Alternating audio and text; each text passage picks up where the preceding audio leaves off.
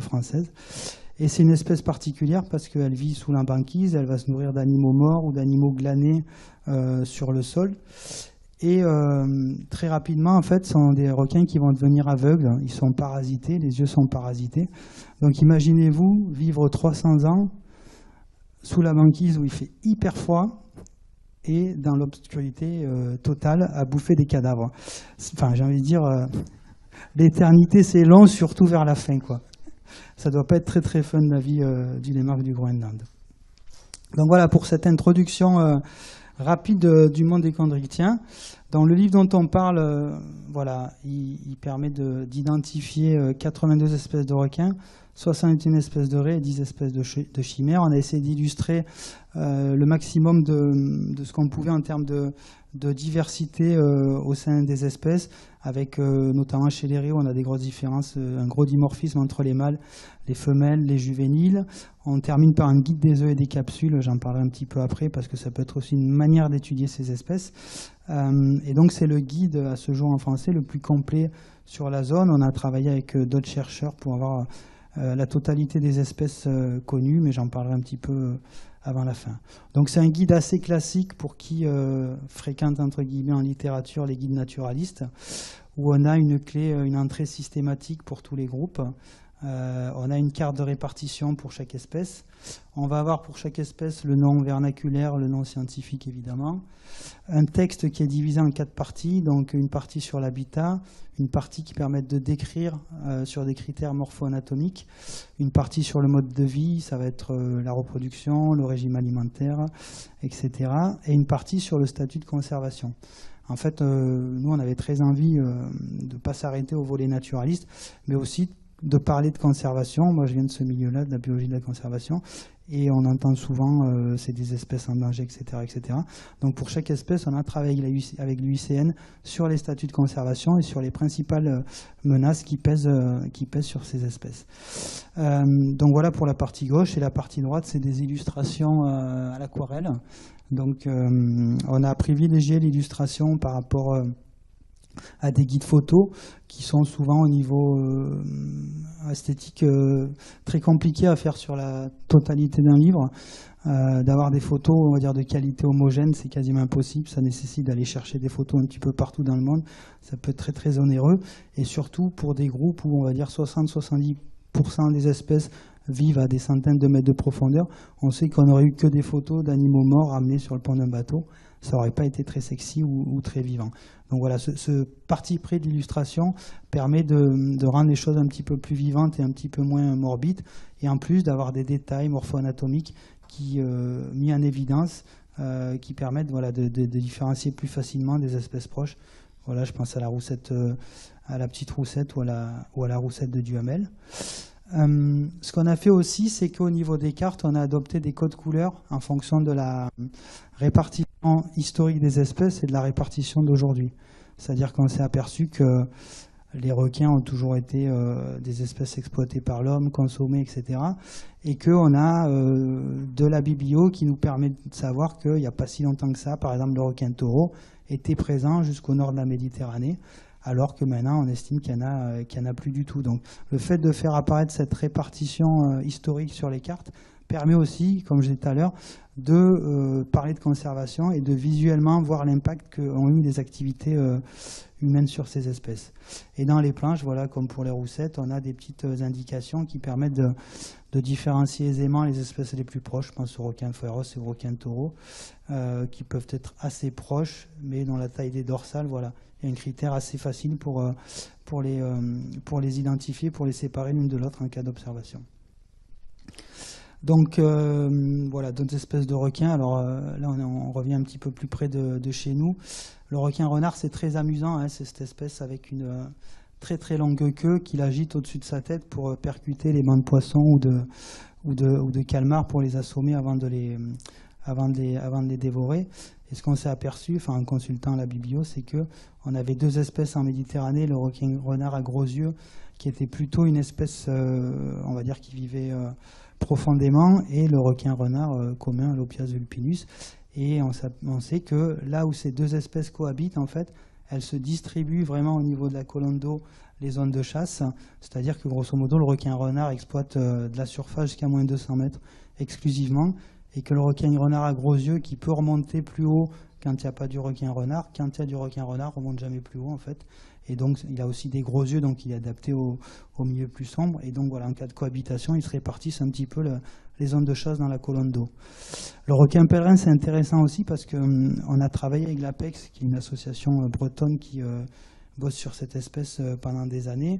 Il y avait une mythologie sur les requins pèlerins. On pensait que l'hiver, ils perdaient leurs peignes branchiaux, qu'ils descendaient à des profondeurs, qu'ils hibernaient, etc. Et les dernières études nous prouvent qu'on a raconté beaucoup de bêtises pendant très longtemps.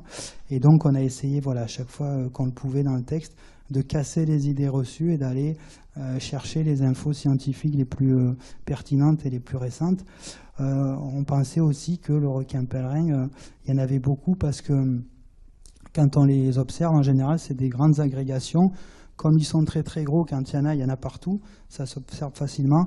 Mais la génétique avec des procédés de capture-recapture, on permet d'établir une population au niveau de l'océan Atlantique qui est de un petit peu plus de 1000 individus, quoi.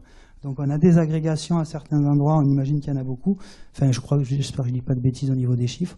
Mais voilà, quelquefois, il y a un effet un peu trompe-l'œil, un peu loupe quand on travaille sur des espèces et qui peuvent être, qui ont en tout cas une vulnérabilité beaucoup plus grande que ce qu'on peut imaginer, même si elles s'observent assez facilement à certains moments, à certains endroits.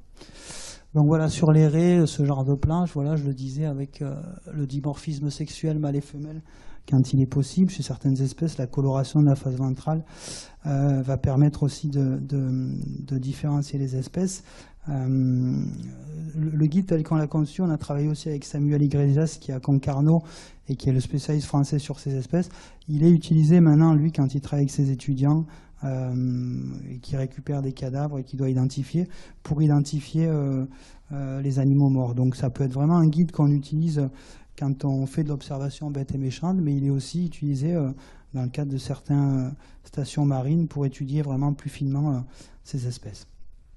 Là, on va passer au niveau des raies, entre guillemets, un peu moins benthiques, mais plus pélagiques, avec un petit focus sur voilà, le diable de mer de Méditerranée, Mobula mobular, qui est une espèce qu'on pensait cantonnée à la Méditerranée et aux zones proches, et on sait aujourd'hui qu'elle est vraiment cosmopolite, mais enfin voilà, autour en tout cas des zones équatoriales. C'est une espèce dont on peut aussi observer des grandes agrégations en face de chez nous. Moi j'en ai observé plusieurs fois. Et notamment, on a trouvé des groupes autour de la Corse, en fait. Et donc, il y a Mathieu Lapinski, qui a travaillé avec nous, qui mène avec Aileron un programme de marquage de ces espèces pour en savoir un petit peu plus.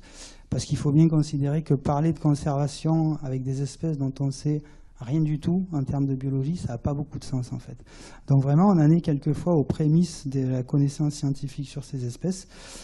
Donc chaque année, ils vont, et on verra des images tout à l'heure, poser des balises sur ces espèces qui permettent d'en savoir beaucoup plus sur les zones d'alimentation, sur les déplacements, etc. Et on espère que, in fine, on pourra utiliser ces informations pour les conserver de manière un petit peu plus efficace. Et donc voilà, ça c'est les planches pour les chimères. Alors les chimères, c'est un groupe très très peu connu. Pour tout vous dire, on sait tellement peu de choses sur ces espèces que par exemple la chimère opale, elle a été décrite donc par Samuel Iglesias avec qui on a travaillé uniquement en 2011.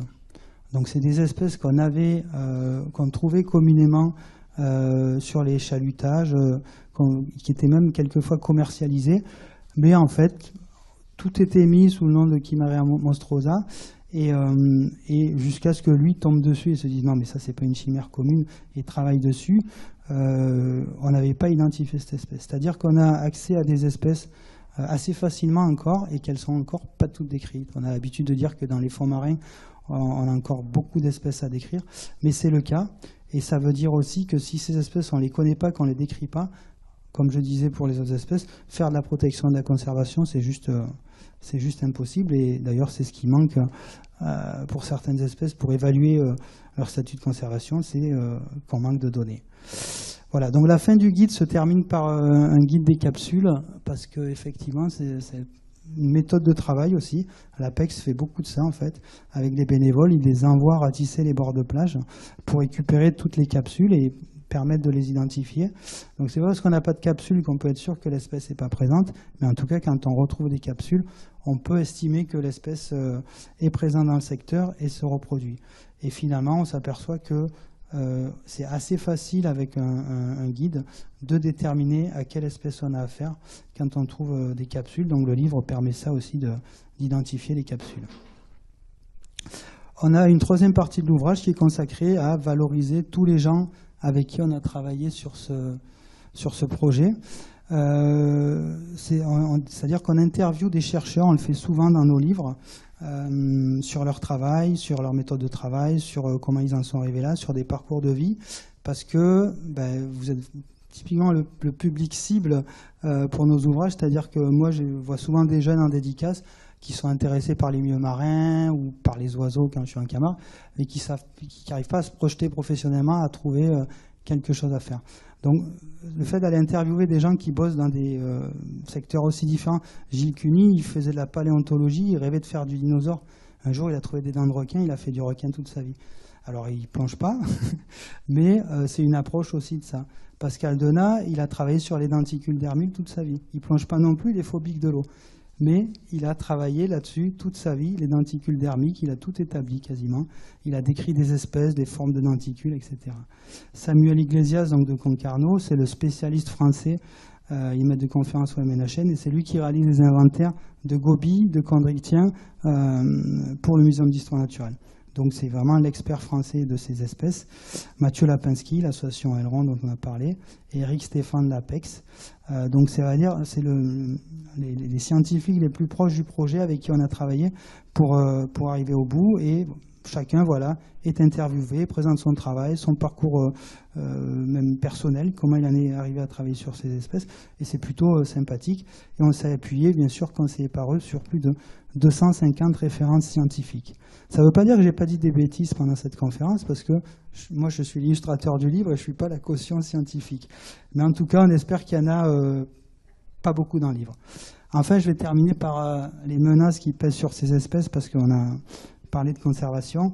On le sait, hein, les espèces de raies, les espèces de requins font l'objet d'une pêche intensive, notamment pour l'alimentation. Alors déjà, l'alimentation animale, parce qu'on trouve énormément de ces espèces dans les croquettes pour chats.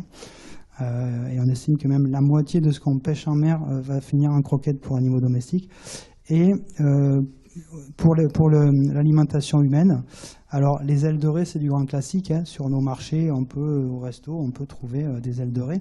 Le drame, c'est que quand vous trouvez des ailes de raie chez un poissonnier, vous avez marqué souvent Raja SP. Elles sont entre guillemets écaillées, il n'y a pas le pot, donc il n'y a pas la peau, c'est quasiment impossible de savoir à quelle espèce de raie on a affaire. Et comme je disais tout à l'heure, quand on ne sait même pas quelle espèce de raie on exploite, quelle espèce de raie on met sur le marché, ça va être très compliqué de parler de conservation et de protection, parce qu'on en est vraiment à ce stade-là sur ces espèces qui sont finalement très très peu considérées. Et les requins, donc, qui sont consommés pour la chair. Alors moi, quand j'étais enfant, on mangeait de la saumonette, c'était de la roussette. Maintenant, ça n'existe plus vraiment. Maintenant, ils vont être exploités pour la chair, mais plus vraiment en Europe. Ils peuvent être exploités pour le foie, pour notamment...